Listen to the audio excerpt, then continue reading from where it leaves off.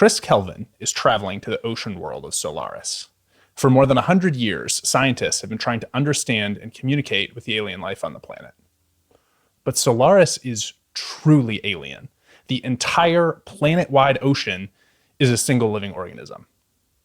As Kelvin arrives, he finds that things are not going well. The science station is disturbing, nearly abandoned. And so the question is, will he be able to unravel the mystery of Solaris? Or will he lose his mind or his life in the attempt? Hello, everybody. I'm Cody. And I'm Brent. And we are the Hugonauts, here to review and discuss with you the best sci-fi novels of all time. This week, we're talking about Solaris by Stanislaw Lem, the 1961 Polish sci-fi classic that has been made into a bunch of movies, and it's stuck with people for the ages. We're excited to talk about it. For good reason. Yeah, for good reason indeed. Next week, or in 2 weeks, I guess our next episode will be about The Road by Cormac McCarthy, which is post-apocalyptic, sort of sci-fi, honestly, but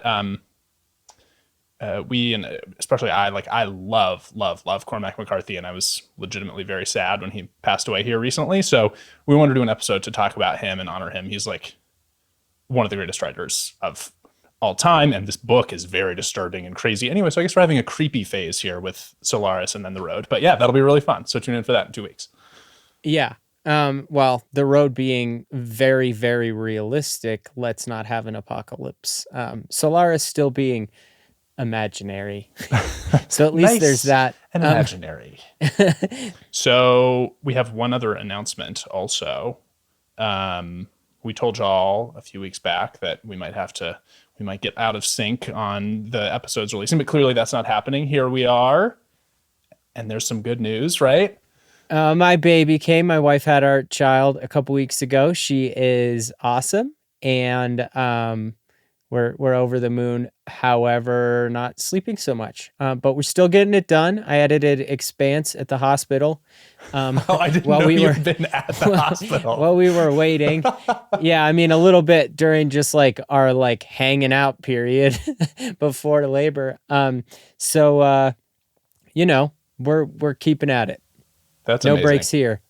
Yeah. Well, so you far. look great despite having become a vampire who transcends sleep and time. But so anyway, yeah, keep transcending sleep and time, not space and time. I like it. Okay, let's talk about Solaris. I gave this book a 4 out of 5. I don't know if the listeners know that we like novel first contact books. We're interested in first contact that feels realistic and has a cool bend to it. This is another great example of that. That's where I'll leave it, I suppose. This is one where I'm extremely tempted to give a half, but I'm going to stick with my rule. I'm not going to give a half. So I'm going to give this book a 5 out of 5 because I think it might be like the most creative thing I've ever read. I truly cannot understand how this book came out of Stanislaw Lem's brain. We read Blind Sight and reviewed it, I don't know, a while back. And that kind of blew my mind. Now, having read Solaris, I see a lot of what I thought was so mind-blowing about that was actually from Solaris.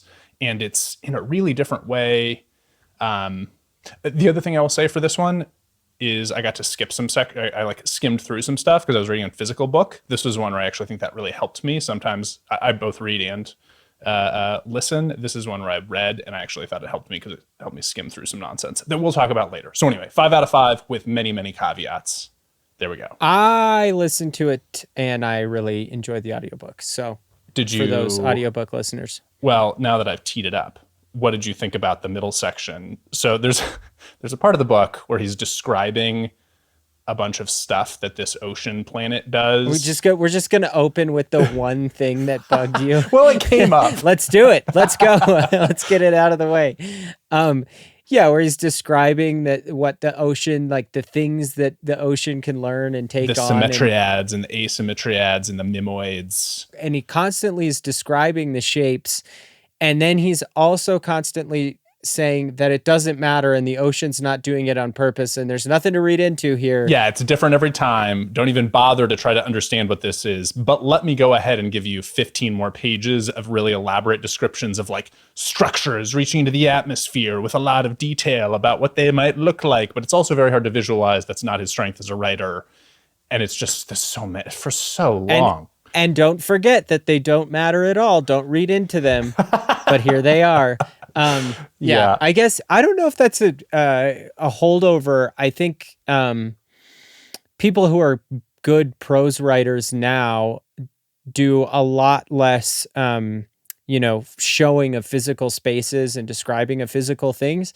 And I'm wondering if especially in genre fiction, that's because they just know the strengths of prose versus screen and games and all the other media there is, where you have a book like Solaris that's written in 1961. Maybe people were more into that kind of thing back then, getting the fantasy, getting to think about, oh, what's this cool world look like? Where now I'm not as into what the world looks like in books anymore, because I can go play Tears of the Kingdom or something and see a sweet world. Yeah, that's a really interesting point. I think that's true for sure.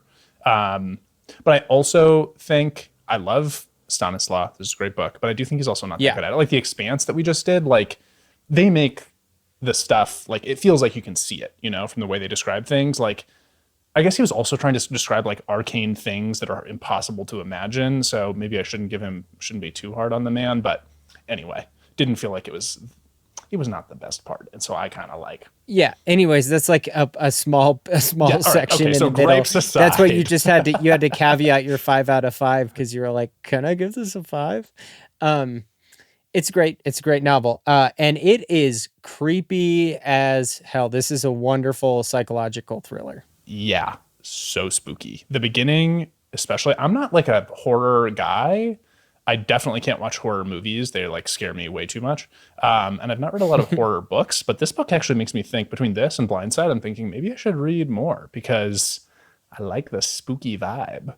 The book can't jump scare me. You know what I mean? Yeah, I'm also not a fan of, pop scare horror movies. I like good psychological thriller though. And in prose, really, that's all you can do, right? You can't pop scare, like you're saying. So if it is truly scary, it's because they pulled off that element. And as you alluded to in your summary, it's a nearly abandoned space station, which I think is maybe the creepiest part about it. The other characters, and that there's just a few of them.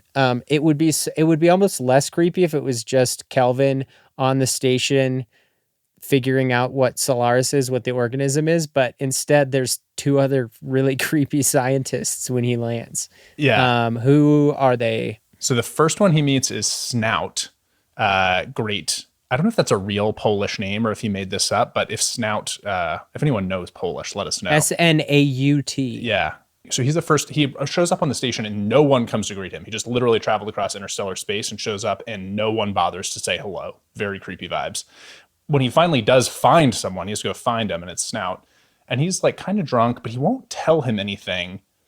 And we sort of start to get the sense that Snout is both like, doesn't really like this guy, but also thinks if he tried to tell him what was going on, he just wouldn't believe him. So he's not going to bother. And that's a pretty creepy setup. Yeah. And then there's another scientist, Jabarian, who we don't see for a while, but Snout alludes to right away. He's like, oh, he's up in his lab doing his X-ray experiment. Oh, that's Sartorius. Sartorius. Sorry. That's Sartorius. He's up in his lab doing his experiment. Yeah, he's not going to come out. Yeah, he's not going to come out. We don't see him for a while. So you have this guy who's not going to come out of his lab, and then this other dude who's being really standoffish, but also just aloof. And then also he finds out that the reason he came to this station was, here's the name, Jabarian, who was an old professor of Kelvin's on Earth, on Solaris, or on the subject of Solaris. And Jabarian has killed himself just weeks before. I think it was literally like Kelvin 2 days landed. before Kelvin shows up. Days before Kelvin. So he shows up the guy he's there to see has killed himself, and there's this weird dude who won't tell him anything, and there's another character who's just lurking somewhere. So Yep. good setup. Yeah.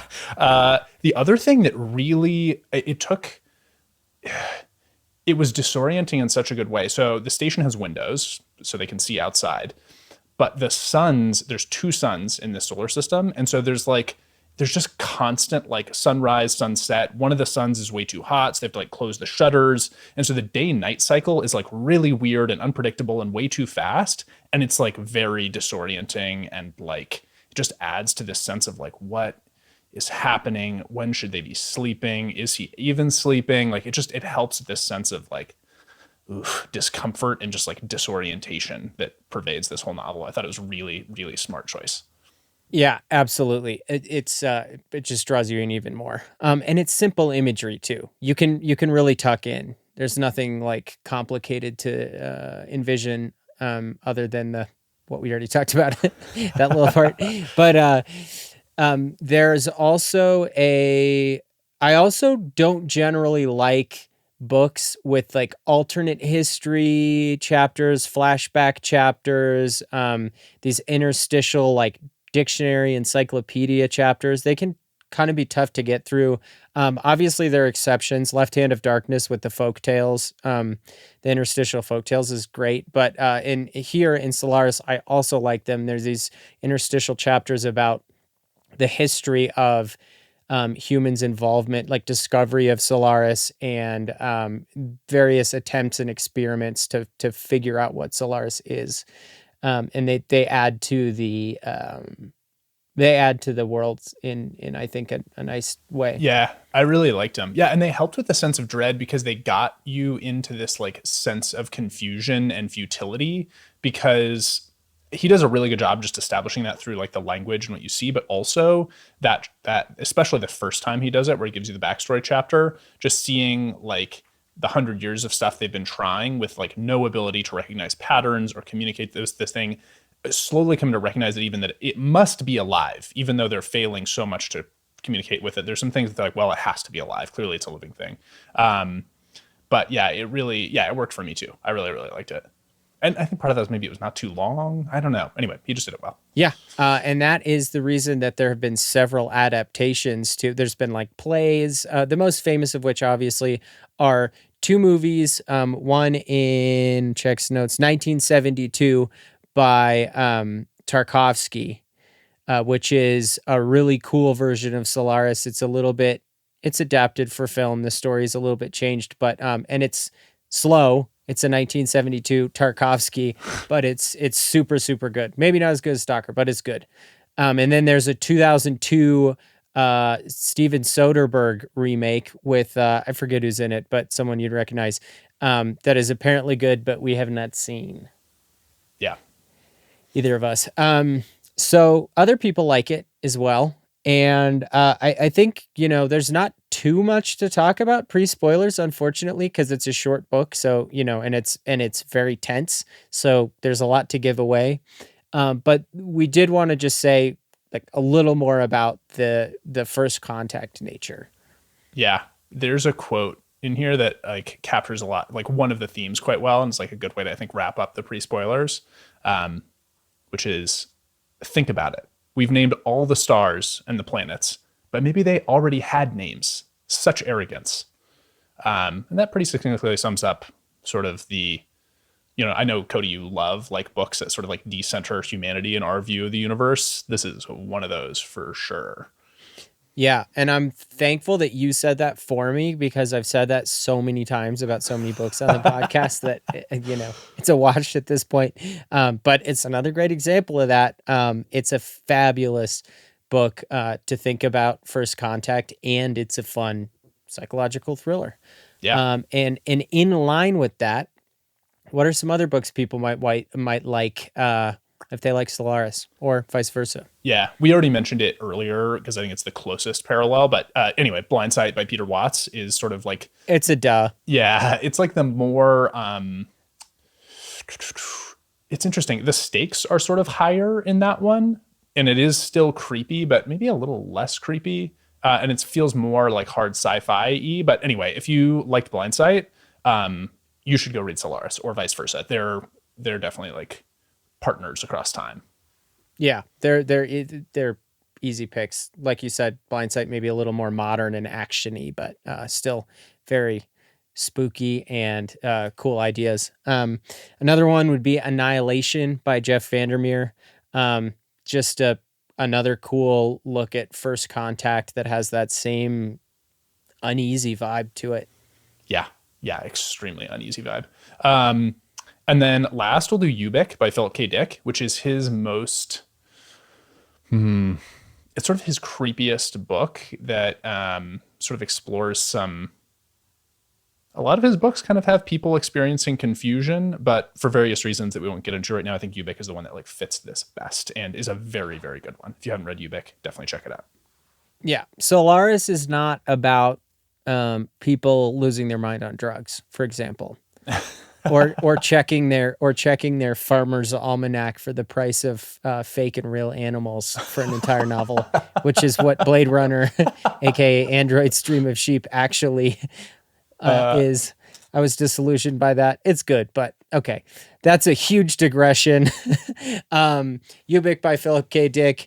And let's do some post spoilers for Solaris in 3, 2, 1. Brent, what happens in the rest? Okay. So Snout warns him to look out for guests on the station. And basically he's like, hey, if you see some guests, don't freak out. And Kelvin's like, what do you mean guests were however many thousands of light years from Earth? Like, what are you talking about? And he's like, just don't freak out. So anyway, the next morning, Kelvin wakes up and discovers that Harry, his girlfriend from 10 years ago who killed herself, is on the station with him.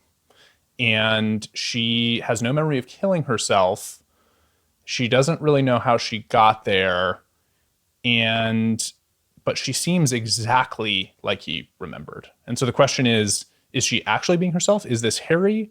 Or is this actually just sort of like does it seem so perfect to him because this is actually just a representation of what he remembers Harry being? Anyway, that's all extremely creepy. And so he hatches a plan, Kelvin does, and tricks Harry into getting into a rocket and shoots her into space because that's the only way he can figure out to get away from her. He tries to leave and she has like superhuman strength, actually. Anyway, so he gets her off, and then he wakes up the next morning to discover that she is back again, but with no memory of him shooting her into space. Exactly the same way she was last time. She's there, she's back.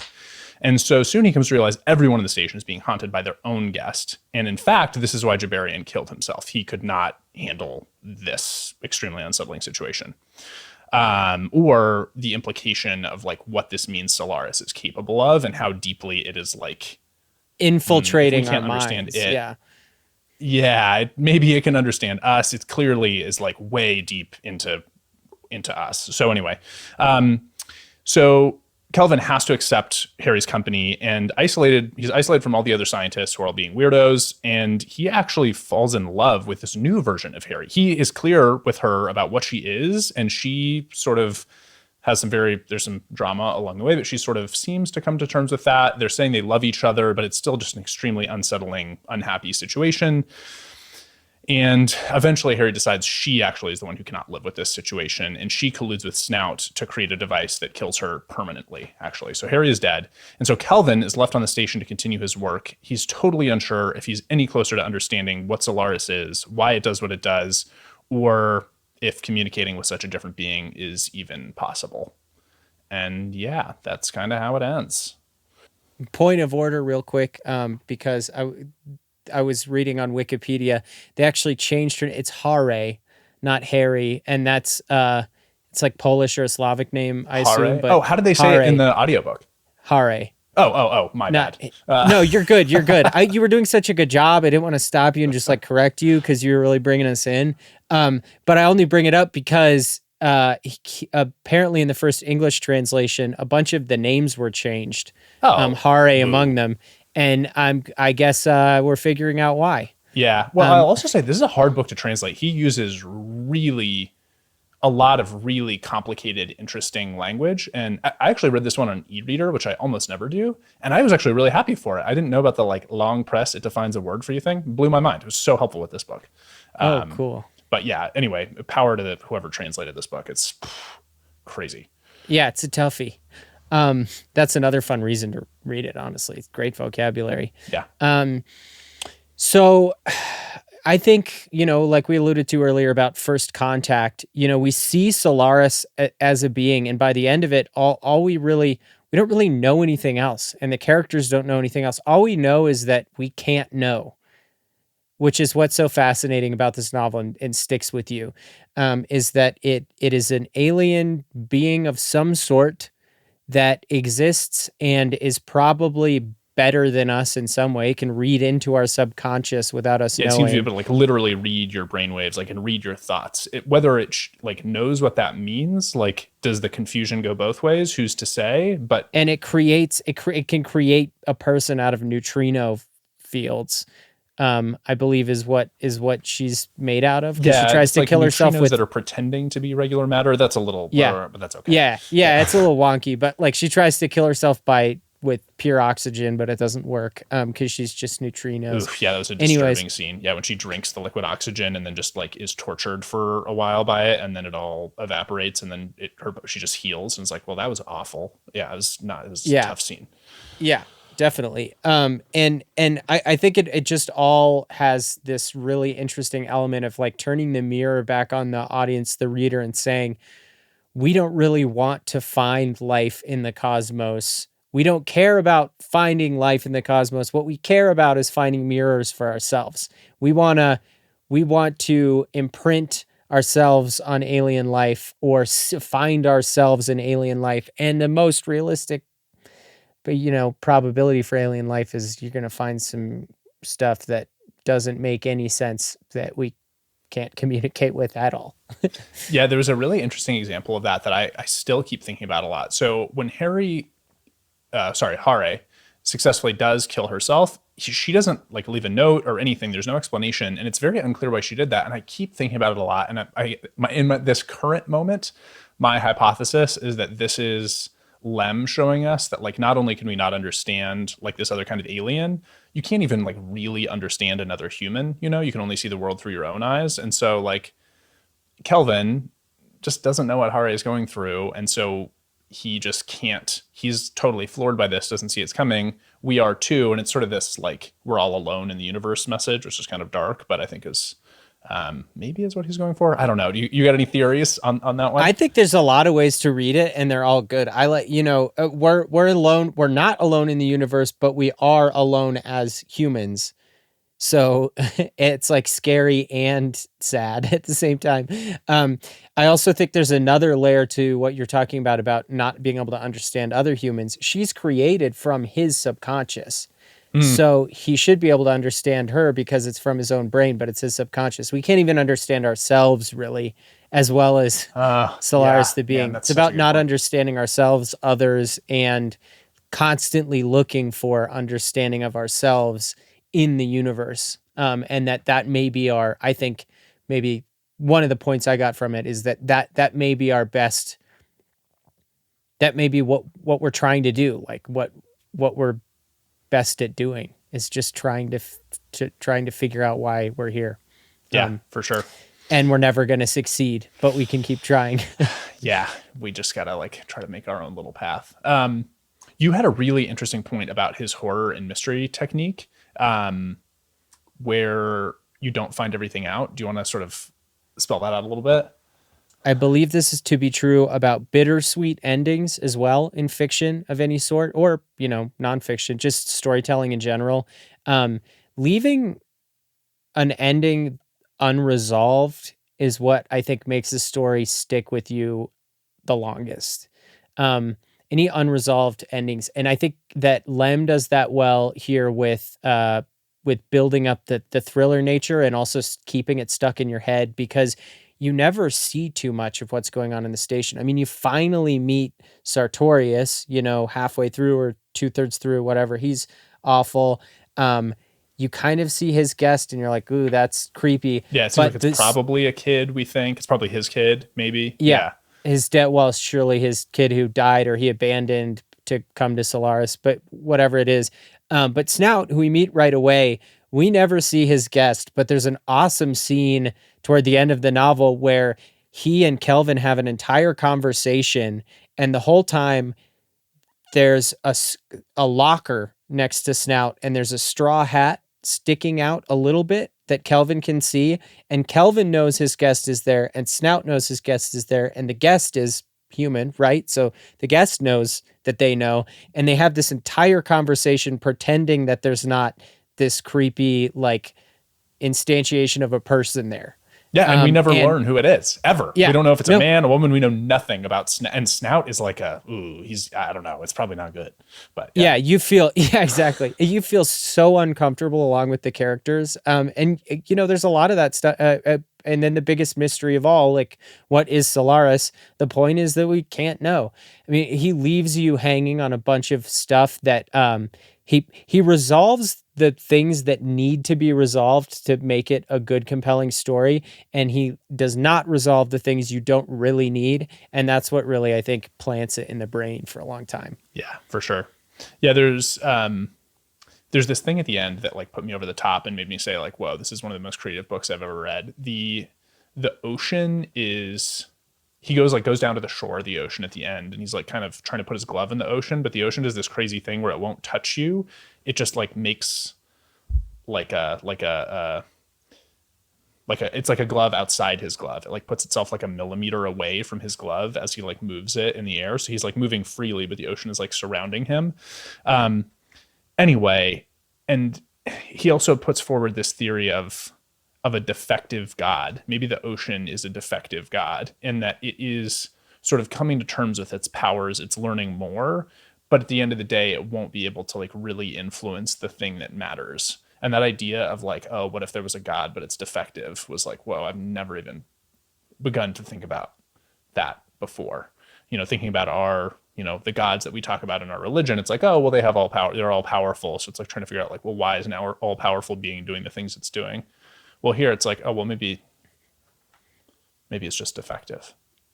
Yeah. Or pointing out, yeah, defective. And I think he's applying that term to our scope of understanding as well. He's saying it's defective for humanity. It's not going to do anything for us. We can't communicate with us. It can clearly understand us. It creates entire human beings out of our subconsciouses. It can read our brains in our sleep, and it still won't communicate with us. So it just doesn't care.